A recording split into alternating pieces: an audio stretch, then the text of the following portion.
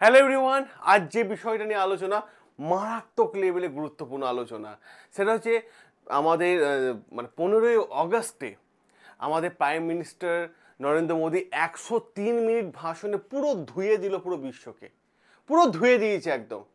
কি কি পয়েন্ট আছে? ফাইটার জেট বলে দিয়েছে, পরিষ্কারভাবে বলে দিয়েছে রেড ফোর্ট থেকে দাঁড়িয়ে যে আমরা ফাইটার জেট ইঞ্জিন বানাচ্ছি। এক অপর দিক থেকে অপারেশন সিন্দুরের কথা উল্লেখ করা হয়েছে, যে অপারেশন সিন্দুর নিয়ে প্রত্যেকটা পয়েন্ট আলোচনা করা হয়েছে, যে এক ফোঁটাও জল নেই। পরিষ্কারভাবে প্রত্যেকটা জিনিস আমরা আজকে এখানে আলোচনা করব। লড়াই করতে গেলে নিজের হাতিয়ারের ওপর লড়াই করো, অন্য কোনো দেশের হাতিয়ারের ওপর নির্ভর থেকো না, ঠিক আছে? এক্ষেত্রে আমরা চায়না বা ইউএসকে দোষ দিতে পারি কি? একদমই না, দেব না দোষ, কারণ আমরা নিজের ওপর আত্মনির্ভর হব। ক্লিয়ার? নরেন্দ্র মোদী ডোনাল্ড ট্রাম্পকে নাম না করে ইনডাইরেক্টলি আক্রমণ করে দিয়েছে, যেটা শুনে ওয়াশিংটন ডিসি নরেন্দ্র মোদীর ভাষণটাকে ইংলিশে কনভার্ট করে ওরা এখন আলোচনা করে ওরাদের ঘাম উড়ে গেছে ওয়াশিংটন ডিসি।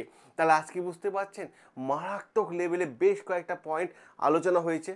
যা পারো করে নিও, আমরা কিচ্ছু দেখব না, আমরা আমাদের মতো করে এগিয়ে চলবো। হ্যালো এভরিওয়ান, তো আজকে যে বিষয়টা নিয়ে আলোচনা, এই বিষয়টা মারাত্মক একটা গুরুত্বপূর্ণ বিষয় নিয়ে আলোচনা। আমি সকলকে বলবো প্লিজ প্লিজ প্লিজ এই চ্যানেলটাকে সাবস্ক্রাইব করে নিন, আর যদি ভালো লেগে থাকে অতি অবশ্যই ভিডিওটা একটা লাইক করে দিয়েছেন। তাহলে চলুন যে বিষয়টা নিয়ে আলোচনা। নরেন্দ্র মোদী যখন 103 মিনিটে ভাষণ দিয়েছিলেন 15ই অগাস্টে, তখন ইউথদের সামনে বসিয়ে রেখে ভাষণটা দিয়েছিলেন। তো ইউথ অনেকেই ছিল, কিন্তু ইউথদের সামনে রাখা হয়েছিল। পরিষ্কারভাবে ইউথদের উদ্দেশ্যে একটা কথা বলা হয়েছিল যে আমরা ফাইটার জেটের ইঞ্জিন বানাবো।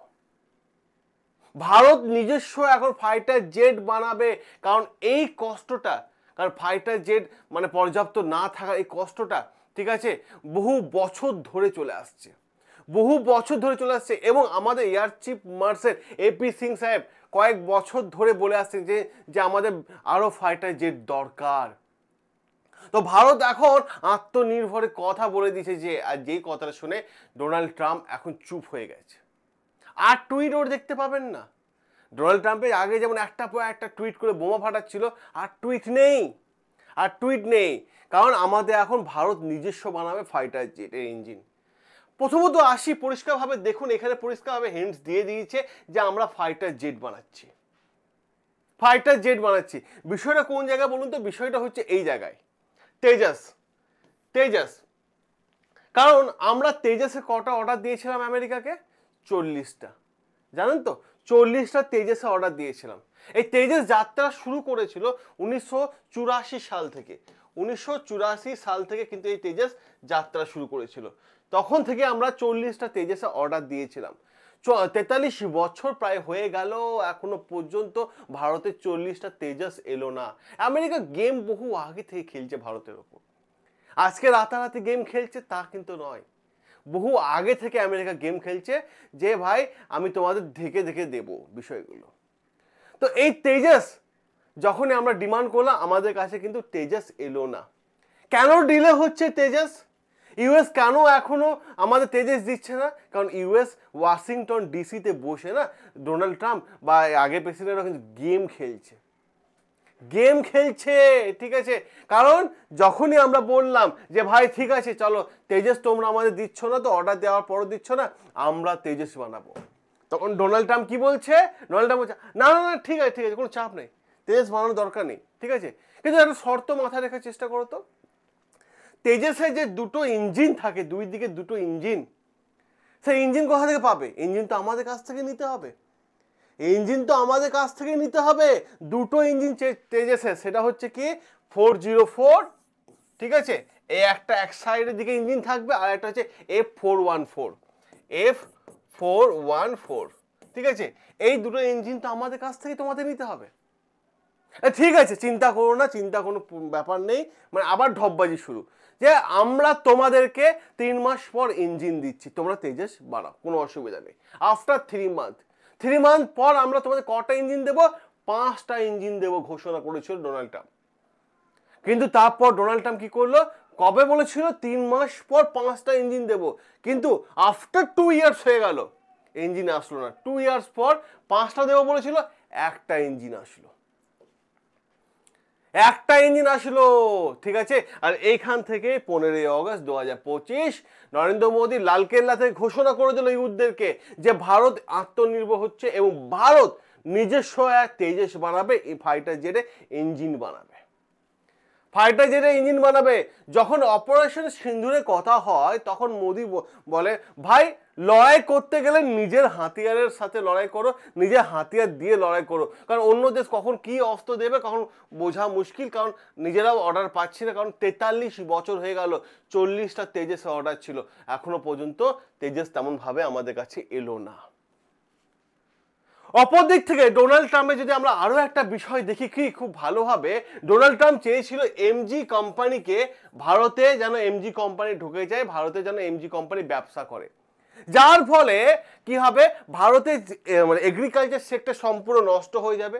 ডোনাল্ড ট্রাম্প বলেছিল ভারতে এগ্রিকালচার বন্ধ করে দাও, কারণ এমজি কোম্পানিকে আমি ভারতে ঢুকিয়ে দিচ্ছি। সেইখানে নরেন্দ্র মোদী দেওয়ালে পিলার হয়ে দাঁড়িয়ে গেল চাষি ভাইদের সাথে, চাষি ভাইদের সাথে, ভাই আমি তোমাদের পাশে আছি। কারণ নরেন্দ্র মোদী পরিষ্কারভাবে একটা কথা বলেছিল যে যদি যদি আমরা এমজি কোম্পানিকে ভারতে আসতে দিই, এগ্রিকালচার ওদের হাতে তুলে দিই, তাহলে আমাদের দেশে পুরো এগ্রিকালচার সেক্টরটাই ধ্বংস হয়ে যাবে।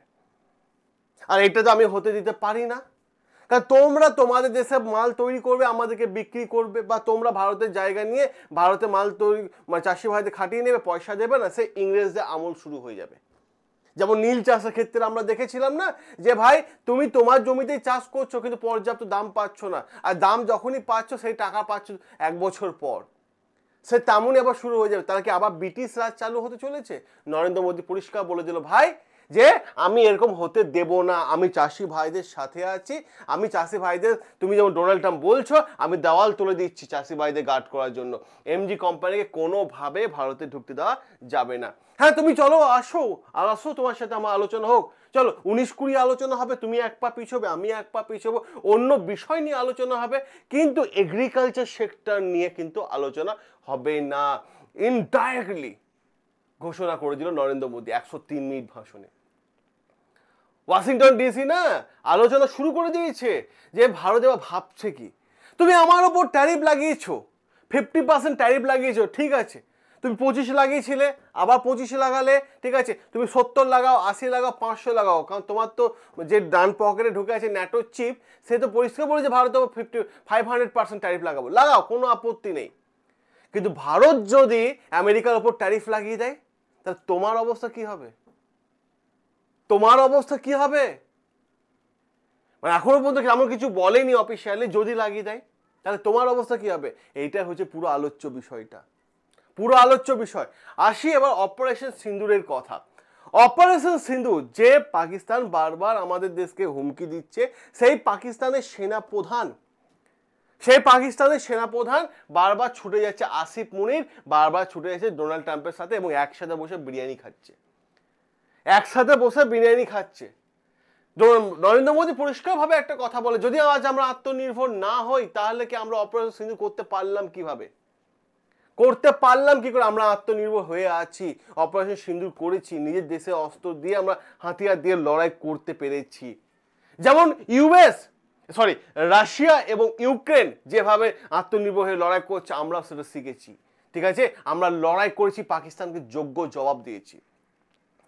এবার প্রশ্ন আসে, পাকিস্তানকে যোগ্য জবাব দিয়েছি যখন, তখন আর একটা বড় প্রশ্ন, সেটা কি যে ভাই আমার দেশের এগ্রিকালচারকে ডেভেলপ করছি, আমরা মেনে চলছি, সবকিছু করছি, কিন্তু তুমি আমার দেশের কাছ থেকে জল নেবে আর ঠিক আছে, আর আমার দেশের ওপর রক্ত গঙ্গা বইয়ে দেবে, এইটা তো মেনে নেওয়া যায় না।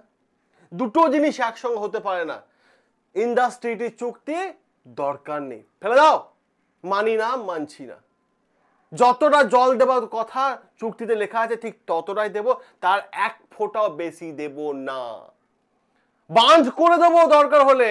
আর এই দেখে পাকিস্তানের মিনিস্টার ভুট্টো সাহেব, তারপর আসিফ মুনির, ভুট্টো সাহেব বলেছিল যে বাঁধের ওপর 10টা মিসাইল ফেলে দেবো। আসিফ মুনির বলেছিল, বারবার হুমকি দিয়েছিল যে আমরা ভারতকে আক্রমণ করব। কারণ এখন আমেরিকা আমাদের পাশে আছে। বা কিছুদিন আগে 14ই অগস্ট পাকিস্তানের প্রাইম মিনিস্টার বলে দিয়েছিল, কি বলেছিল, রকেট ফোর্স নামাচ্ছি আমরা। কাকে ভয় দেখানো যেন? ভারতকে। আরে ভাই, তুমি আজকে রকেট ফোর্স নামাচ্ছ, হ্যাঁ তুমি আজকে রকেট ফোর্স নামাচ্ছ, রকেট ফোর্স অলরেডি বিশ্বে 8টা দেশের কাছে আছে, তার মধ্যে ভারত একটা। তুমি চায়নার কাছ থেকে শিখে ট্রেনিং নিয়ে রকেট ফোর্স নামাবে, অলরেডি ভারতের কাছে রকেট ফোর্স আছে রে ভাই। এত চিন্তা কেন করছো তুমি? এইটা হচ্ছে বড় বিষয়। তাহলে আজকে যে আলোচনাটা পরিষ্কারভাবে এইটুকু বোঝা যাচ্ছে যে পাকিস্তানের সাথে কোনো আপোষ নয়, কোনো আপোষ নয়, কারণ পাকিস্তানের সাথে আমরা কোনো আপোষ চাই না। আর এই পাকিস্তানকে মাথার ওপর নাচাচ্ছে কে? আমেরিকা। কারণ বালুচিস্তান, পরিষ্কারভাবে দেখি বালুচিস্তান, ইউএস বলছে বালুচিস্তানে তেল আছে, খাবার আছে, এই আছে, ওই আছে, পাকিস্তানও নাচছে। কারণ পাকিস্তান কখনো আমেরিকার বিরুদ্ধে কথা হয় না, আর যদি কোনো কথা হয় তো সঙ্গে সঙ্গে পাকিস্তান সরকার অ্যাকশন নিয়ে নেয়। ইমরান খান পরিষ্কার এক্সাম্পল, অ্যাকশন নিয়ে নেয়, কারণ ওরা কোনোভাবে আমেরিকার সাথে ওরা সম্পর্ক নষ্ট করতে চায় না। আর আমেরিকা যেভাবে জেলেনস্কিকে টিস্যুর মতো ইউজ করছে, ঠিক তেমনই পাকিস্তানকে ইউজ করছে, ঠিক তেমনই পাকিস্তানকে ইউজ করছে। কারণ আমেরিকা মানে এই মুহূর্তে চাইছে পাকিস্তানের সঙ্গে হাত মিলিয়ে আমরা পুরো বিশ্বকে একদম নিজের কন্ট্রোলের মধ্যে রাখতে চাই, পুরো এশিয়াকে পুরো নিজের কন্ট্রোলে রাখতে চাই, যেটা সম্ভব না। কারণ ওর স্বপ্নই তো আমেরিকার আছে যে ভাই আমাদের ডলার কখনো পড়তে দেব না, আর দুই গোটা বিশ্বের রাজত্ব আমরাই করবো, আর কেউ না। তো একটাই কথা, একটাই বার্তা, যে জল আর রক্ত একসাথে বন্যা হবে না, পরিষ্কারভাবে নরেন্দ্র মোদী ঘোষণা করে দিল 15ই অগস্ট। সিন ইন্ডাস্ট্রিটি আমরা মানছি না, পরিষ্কারভাবে। কারণটা কি ভাই? তুমি আমার উপর আক্রমণ করে যাবে আর আমি তোমার সঙ্গে সমঝোতা করবো? কোন দেশের কথা এটা? এটা কেমন ধরনের কথা? এই হচ্ছে পুরো আলোচনা বিষয়। যদি আপনার ভালো লেগে থাকে বা আপনার নিজস্ব মতামত থাকে, অতি অবশ্যই কমেন্ট বক্সে কমেন্ট করে জানাবেন। সকলে ভালো থাকবেন, সুস্থ থাকবেন, সাবস্ক্রাইব করে নেবেন।